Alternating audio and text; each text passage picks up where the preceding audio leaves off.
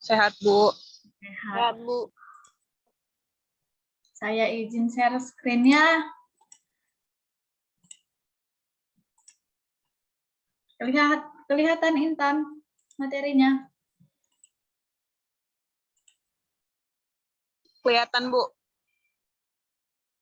Oke, hari ini materi kita nggak susah dan nggak banyak, hanya sedikit. Jadi kita zoom pun tidak lama-lama. Nanti kalau memang ada yang kurang paham atau ada yang mau ditanyakan, dipersilahkan ditanyakan langsung.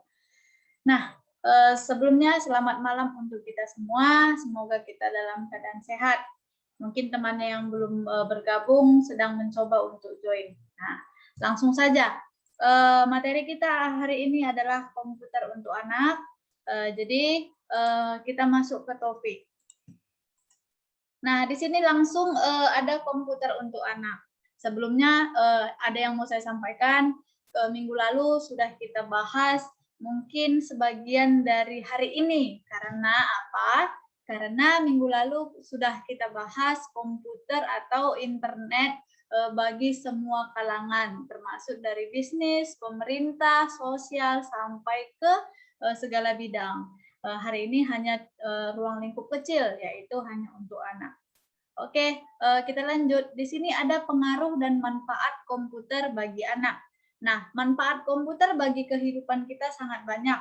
Dan pengaruh komputer juga ada yang negatif dan positif. Nah, berarti namanya komputer atau internet bukan semata-mata memberikan dampak positif saja, melainkan ada juga dampak negatif yang harus kita hindari. Karena sejatinya kita yang harus mampu mengendalikan komputer, bukan sebaliknya.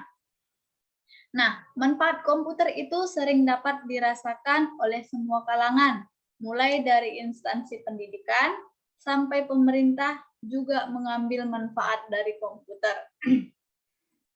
Komputer telah menjadi bagian hidup dari masyarakat saat ini. Tidak hanya orang dewasa, tetapi juga anak-anak. Selain memiliki manfaat, komputer juga dapat memberikan dampak negatif. Tentu saja amat dibutuhkan kepedulian orang tua atau kita atau seorang pendidik untuk mencegah anak terkena dampak negatif tersebut dari kecanggihan teknologi zaman sekarang. Oke, di sini kebanyakan orang tua saat ini merasa serba salah jika anak mereka bersahabat dengan komputer. Jadi orang tua itu sudah was-was, tidak menggunakan komputer, mungkin nanti anaknya gaptek atau gagap teknologi. Namun apabila memberikan teknologi atau memberikan handphone atau memberikan komputer atau laptop, itu juga merupakan suatu masalah besar untuk orang tua takut kecanduan. Nah, di sini nanti kita bahas bagaimana cara mendidik anak supaya mampu mengendalikan komputer dan menggunakan komputer sebagaimana mestinya atau sebagaimana baiknya. Nah, keinginan kuat agar anak mereka tidak gagap teknologi dan bisa lebih banyak belajar melalui komputer terkadang kendur ketika melihat dampak negatif yang sering ditimbulkan dari penggunaan komputer yang tidak tepat. Sebenarnya, ketakutan dan dampak negatif yang ditimbulkan komputer tidak perlu terlalu menghantui para orang tua, asal Anda paham dan dapat memberikan arahan dan bimbingan mengenai penggunaan komputer yang tepat kepada seseorang anak. Dampak tersebut dapat diminimalis atau dihindari seperti itu. Oke, kita lanjut. Nah, di sini ada manfaat komputer bagi anak dilihat dari segi pengguna atau dari kegunaannya. Nah, di sini ada 5. Kita lihat sama-sama. Yang pertama, dengan menggunakan komputer, anak menjadi lebih senang belajar karena ada perangkat lunak pendidikan yang diprogram sedemikian menarik. Jadi, di sini kalau kita bayangkan kita zaman dulu SD, kita mungkin, atau saya ya, saya rasa kita tidak jauh berbeda, masih sama media pembelajarannya. Jadi dulu kita belajar itu waktu SD masih disuruh gantian dalam membaca, atau disuruh berdiri, atau disuruh satu persatu. Namun dengan adanya internet atau dengan adanya komputer itu sudah lebih menarik dari segi belajarnya. Bisa kita menggunakan PowerPoint atau bisa menggunakan hal-hal yang lain. sehingga anak-anak tersebut bisa lebih senang atau lebih aktif untuk belajar. Yang kedua, selain program pendidikan, komputer juga menawarkan program aplikasi berbentuk permainan elektronik yang pada umumnya tidak secara khusus diberikan muatan pendidikan formal tertentu. Jadi, banyak sekarang aplikasi-aplikasi yang dirancang oleh IT atau programmer untuk memicu pola pikir mahasiswa atau anak-anak. Dia semata-mata ada bermain sambil belajar atau belajar sambil bermain seperti itu. Jadi dia tidak jenuh, tidak semata-mata belajar formal seperti dulu. Nah, jadi kalau belajar formal mungkin 1 atau setengah jam aja aktifnya, selebihnya bisa sudah bosan atau jadi malas karena itu saja. Karena membaca buku itu merupakan suatu kebosanan juga. Namun dengan adanya aplikasi yang mungkin sangat menarik dibangun, nah itu mengurangi kejenuhan siswa atau anak-anak. Yang berikutnya, karena bisa menggunakan komputer, anak dapat mengoperasikan berbagai program, kata dan angka. Pada balita juga dapat belajar mengenal warna dan bentuk-bentuk melalui program pendidikan yang dioperasikan dengan komputer. Nah, kalau dulu balita mungkin masih jarang sekali disuruh belajar. Namun sekarang balita bahkan masih umur 1,5 tahun sudah mulai belajar karena sudah ada handphone yang lebih gampang untuk dilihat. Karena sekarang orang tua juga menjaga balita itu bukan semata-mata dijaga, tetapi dia sudah menggunakan handphone untuk menjaga anak-anaknya supaya tidak nangis seperti itu. Yang selanjutnya, secara tidak langsung anak yang sejak kecil dibiasakan menggunakan komputer sedang dilatih suatu keterampilan yang amat penting bagi mereka saat mereka menginjak dewasa dan masuk dalam dunia kerja. Ini pasti ya, karena semakin canggih dunia IT akan semakin dituntut bahwasanya kita harus paham paling tidak mengoperasikan komputer. Nah, paling tidak bisa menggunakan komputer. Jadi kalaupun kita paham atau kita jenius dalam bidang sesuatu, kalau kita tidak bisa atau gaptek di dunia teknologi, itu sama saja tidak dipekerjakan karena pada dasarnya akan semua pekerjaan kita akan dibantu oleh komputer. Oke, yang terakhir, selain manfaat umum, manfaat rohani juga bisa dirasakan atau bisa mereka dapatkan. Melalui komputer, anak Anda dapat belajar ayat suci Al-Quran dengan lebih kreatif. Nah, jadi dengan adanya komputer atau YouTube, nah, kita bisa lebih gampang dalam belajar dalam segala hal. Di sini dari manfaat rohani juga bisa kita rasakan. Jadi kalau di Muslim mungkin cara membaca ayat Al-Quran, tapi kalau di Nasrani, kalau seperti saya di Katolik, mungkin membaca atau mempelajari Mazmur seperti itu. Jadi masih banyak hal-hal positif yang bisa kita dapatkan. Kita lanjut. Di sini tadi sudah kita pahami atau sudah sama-sama kita lihat dampak positif. Saya bilang dampak positif dari segi pengguna. Nah, namun ada juga dampak negatif yang ditimbulkan dari penggunaan komputer. Di sini ada 4. Yang pertama, kemungkinan besar anak mengonsumsi pemain elektronik yang menonjolkan unsur-unsur kekerasan dan agresivitas tanpa sepengetahuan orang tua. Nah, ini saya rasa karena tidak ada monitoring atau tidak ada pengawasan kepada seorang anak, sehingga dia bebas dalam menggunakan komputer atau handphone tersebut, sehingga apa yang tidak menjadi seharusnya konsumsi seorang anak tersebut, jadi dia pahami. Contoh, game-game seperti anak laki-laki biasanya seperti main tinju-tinju atau membunuh-membunuh, itu mereka belum bisa bedakan mana dunia game dan mana dunia nyata. Bisa saja anak tersebut bisa diaplikasikannya atau dibuatnya juga di dunia nyata, sehingga dapat merusak mindset atau pola pikir seorang anak sehingga terjadi tingkat kekerasan kepada temannya, seperti itu.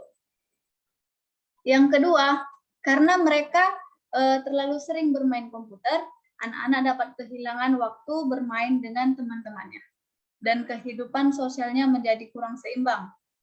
Semua dari segi belajar tadi sudah dapat dibantu dari komputer, dari segi game juga sudah menggunakan komputer, sehingga dapat mengurangi waktu bersama atau kerjasama dari anak-anak tersebut. Jadi kita sebagai staf pengajar atau dari orang yang sudah lebih paham atau lebih dewasa dibandingkan anak-anak yang ada di lingkungan kita ataupun keponakan kita, itu bisa menjadi sarana memberikan pemahaman secara khusus. Boleh kita mengikuti zaman, namun secara kebersamaan juga harus kita jaga seperti itu. Yang selanjutnya, anak juga dapat menjadi malas membaca buku dan menulis karena banyak waktu yang dihabiskan di depan komputer. Ya, karena sudah semakin canggih dan sudah semakin gampang kita mengakses apapun itu. Kalau dulu masih ada buku dan hanya buku, itu kita harus membaca. Kalau sekarang tinggal kita cari di YouTube, itu dibacakan sendiri atau tinggal mendengarkan. Seperti itu. Yang terakhir, akses negatif juga bisa didapatkan. Mampu mengakses internet merupakan suatu pengembangan wawasan anak. Jadi di sini apabila anak kita mampu atau adik kita atau keponakan kita mampu menggunakan internet, itu merupakan suatu pengembangan atau merupakan suatu kemajuan bagi mereka. Namun harus juga kita berikan pengertian atau kita berikan pemahaman bagaimana sebenarnya menggunakan komputer yang baik. Jangan sampai dengan dunia baru mereka dapat mengganggu mereka seperti itu. Ini yang terakhir yang harus kita pahami atau yang harus dipahami orang tua dalam mendidik atau menjaga anaknya. Yang pertama ada kenalkan komputer pada anak sesuai dengan usia mereka. Nah, jadi di sini sama-sama kita lihat kalau ada keponakan kita,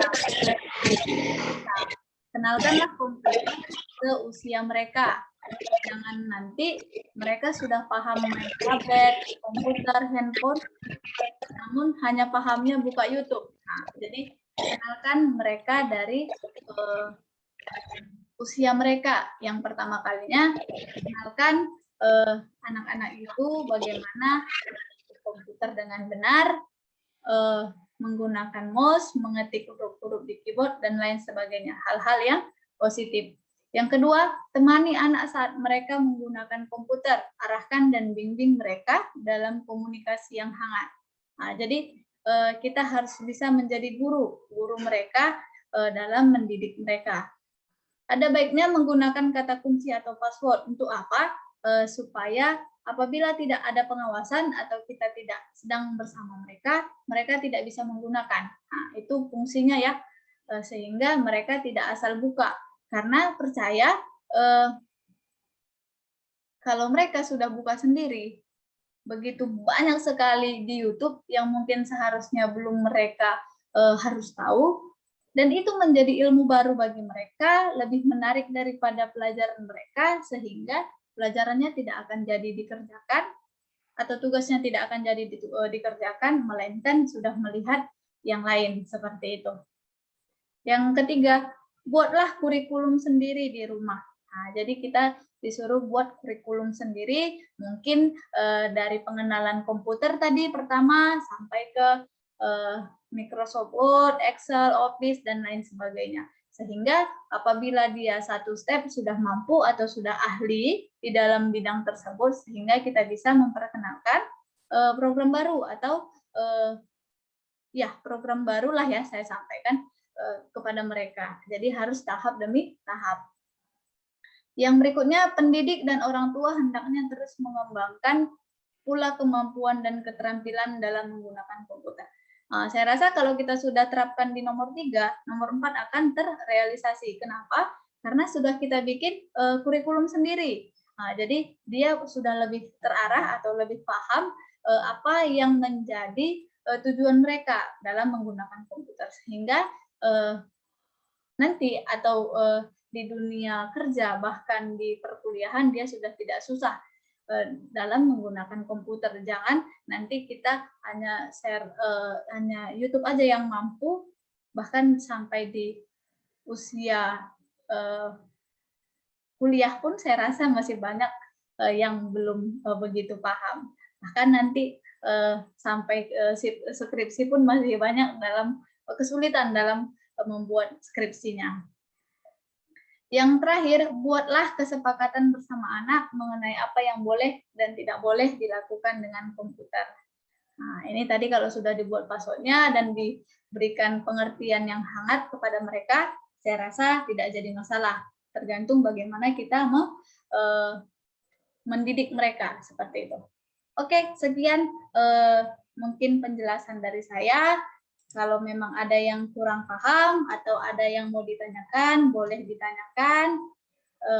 Kalau tidak ada, saya sudah ada buat tugas. Kita lanjut mengerjakan tugas. Oke, kira-kira ada Arif yang mau ditanyakan? Tidak ada, Bu. Masa saya setiap kali nanya nggak ada yang mau ditanya sih? Atau nggak paham sama sekali ya yang saya jelaskan?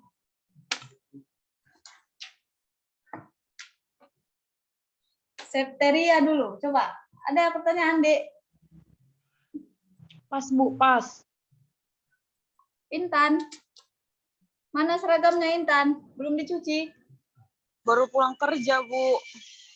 Oh, saya rasa belum dicuci tadi. Saya pikir belum dicuci tadi. Enggak, Bu, saya baru pulang. Oke, Cynthia. Pas, Bu. Pas ya. Nggak ada yang mau ditanya? Pas, Bu. Pas ya. Atau kalian sudah lapar? Atau ada yang belum mandi? Udahlah, udah mandi nih pasti. Udah 7:30. Kuncoro. Belum, Bu. Senyum-senyum Kuncoro ini. Kau udah lapar atau belum mandi itu kayak mana?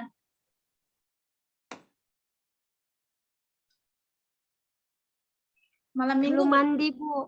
Kenapa belum mandi? Iya. Belum. Oke ya, mungkin nggak ada lagi yang mau ditanya, atau ada pun nanti yang ditanya, bolehlah. Mana tahu Kuncoro malu bertanya kan, malu dia sama si Ayu, bolehlah ditanya di Google Classroom. Nah, biar nanti pas di evaluasi kelas kita, rupanya ada interaksinya. Jangan nanti disuruh ngulang kita, nggak ada interaksinya di situ ya. Oke, terima kasih yang sudah join. Kita lanjut di Classroom. Selamat malam. Sampai jumpa minggu depan. Salam sehat untuk kita semua. Saya izin live ya. Malam, Bu. Malam, Bu. Pasti.